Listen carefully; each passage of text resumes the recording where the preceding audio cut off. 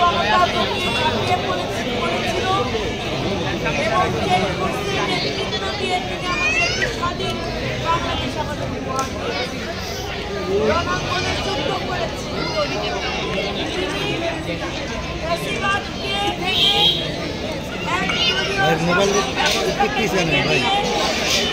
বাকশালকে ভেঙে দিয়ে তিনি সকল দলটাকে রাজনীতিতে রাষ্ট্র পরিচালনা হতে পারে তার জন্য তিনি সর্বোচ্চ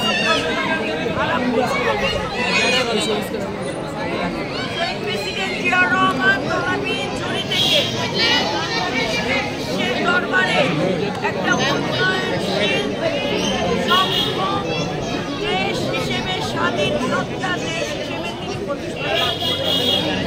আমাদের অর্থনীতিতে ব্যাপক উন্নয়ন সাধিত হয়েছে।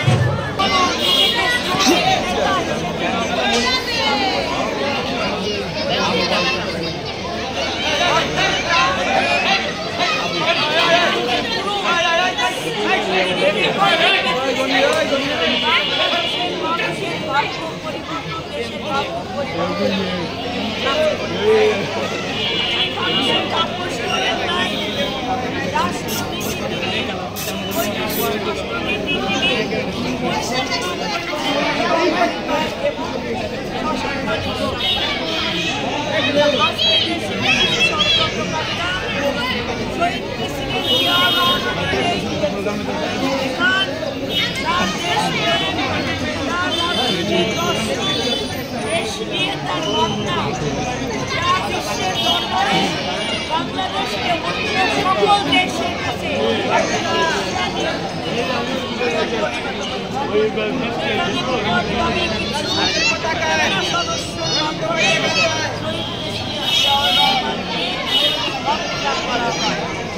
হত্যার মূল উদ্দেশ্য ছিল বাংলাদেশের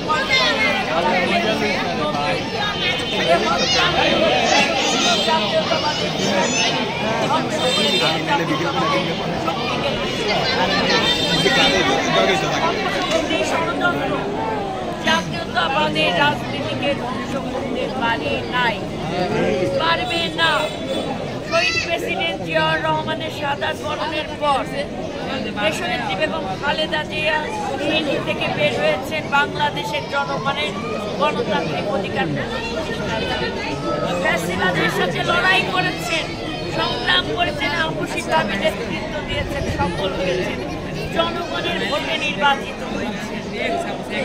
১৭ বছর যাবৎ এই ফ্যাসিবাদ আওয়ামী আবার বাংলাদেশের মানুষের গণতান্ত্রিক অধিকারকে হরণ করতে রাষ্ট্রযন্ত্রকে জনগণের বিরুদ্ধে ব্যবহার করেছে।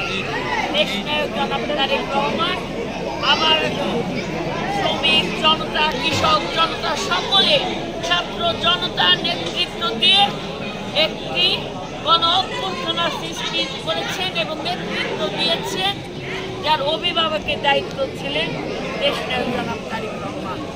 তার নেতৃত্বে ৬৩টি রাজনৈতিক দল ঐক্যবদ্ধ ছিল। ভাইয়েরা, সকল গণতান্ত্রিকামী জনগণ ঐক্যবদ্ধ থেকে এই আন্দোলনকে চূড়ান্ত সফলতার মধ্যে গিয়েছে।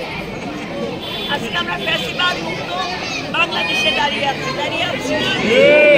১৭ বছর যাবৎ বিএনপি নেতাকর্মী হামলা, মামলা, নির্যাতনের শিকার হয়ে আপসীন সংগ্রামের মাধ্যমে দেশনেত্রী বেগম খালেদা জিয়া, তারেক রহমান এবং বিএনপি নেতাকর্মী এবং সকল গণতান্ত্রিকামী রাজনৈতিক দলের আপসীনতার কারণে আজকে এই গণ অভ্যুত্থান সফল হয়েছে।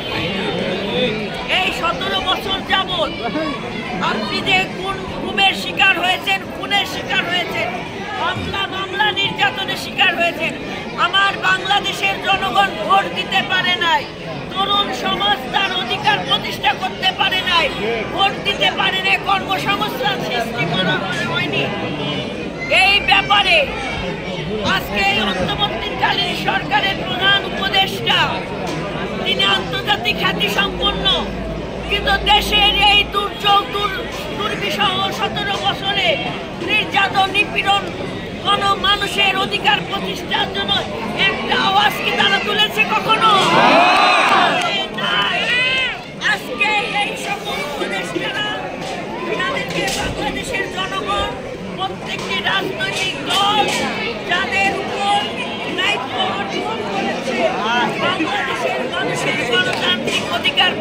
প্রতিষ্ঠার মাধ্যমে গণতন্ত্রের ধারাকে অব্যাহত করে রাখতে হবে। যার প্রতি মানুষ আস্থা রেখেছে যে আপনি এসে জনগণকে, সকল গণতান্ত্রিক রাজনৈতিক দলকে আপনি ঐক্যবদ্ধ রেখে ফ্যাসিবাদ বিরোধী একটা ঐক্য আমরা যেন করে রাখতে পারি। কিন্তু আমরা দেখতে পেরেছি কি ক্ষমতার চেয়ার যে কত আশ্বাসপূর্ণ চেয়ার সেটা ডক্টর ইউনূস ছাড়া মনে হয় আমরা বুঝতে পারতাম না। ফ্যাসিবাদ শেখ হাসিনা জনগণের ভোট চুরি করে রাষ্ট্রযন্ত্রকে ব্যবহার করেছে জনগণের বিরুদ্ধে, উন্নয়নের কথা শুনেছেন, নির্বাচনকে প্রহসনে নির্বাচন করে তিনি অবৈধভাবে ক্ষমতা টিকিয়ে রেখেছেন। আর এই ডক্টর ইউনূস সাহেব আজকে পৃথিবীর বিভিন্ন জায়গায় তিনি দাওয়াত নিয়ে যাচ্ছেন। কোন দেশ তাকে কিন্তু দাওয়াত করে নিয়ে যাচ্ছে না, তিনি দাওয়াত গ্রহণ করে যাচ্ছেন, দাওয়াত চেয়ে নিয়ে যাচ্ছেন। বিভিন্ন সেমিনারে অনেক ব্যক্তিরা যেতে পারে, রাষ্ট্রীয় প্রটোকলে নয়। তিনি যে বলছেন একটি মাত্র দল নির্বাচন চায়, আর কোন দল নির্বাচন চায় না। তার মানে কি ফ্যাসিবাদের চরিত্র আর এই অন্তর্বর্তীকালীন সরকারের চরিত্র এক এবং এক সুতায় গাঁথা। এরা ষড়যন্ত্রকারী, এরা জাতীয়তাবাদের পিছনে ষড়যন্ত্র করছে। কারণ এই কংরা, ইউনূস কং বলেন, এই অন্তর্বর্তীকালীন সরকার, এরা জানে আগামী দিনে যখন জনগণ তার ভোট রায় দেওয়ার সুযোগ পাবে, জনগণের রায়ে আগামী দিনে বাংলাদেশ জাতীয়তাবাদী দল সরকার গঠন করবে। আমাদের নেতা দেশনায়ক জনাব তারেক রহমান তিনি 28 তারিখে তারুণ্যের সমাবেশে ঘোষণা দিয়েছেন ডিসেম্বরের মাঝেই নির্বাচন হতে হবে, অন্যথায় রাজপথ বেছে নেবে বাংলাদেশের জনগণ। এভাবে হাসিনার পতন ঘটিয়ে স্বৈরাচার মুক্ত বাংলাদেশ করেছি, ঠিক একইভাবে বুকের তাজা রক্ত দিয়ে হলেও বাংলাদেশের স্বাধীনতা আমরা রক্ষা করব। ফ্যাসিবাদের হাতে আমরা স্বাধীনতাকে পরাস্ত হতে দেব না ভাইয়েরা। সবাইকে ধন্যবাদ। বাংলাদেশ জাতীয়তাবাদী দল জিন্দাবাদ।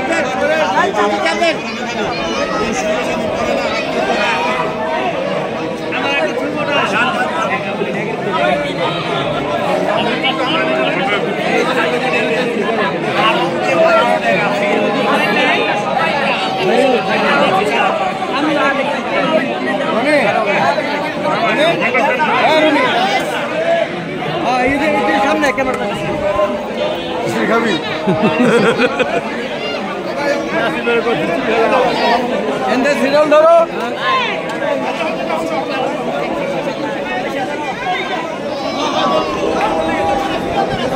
লাইন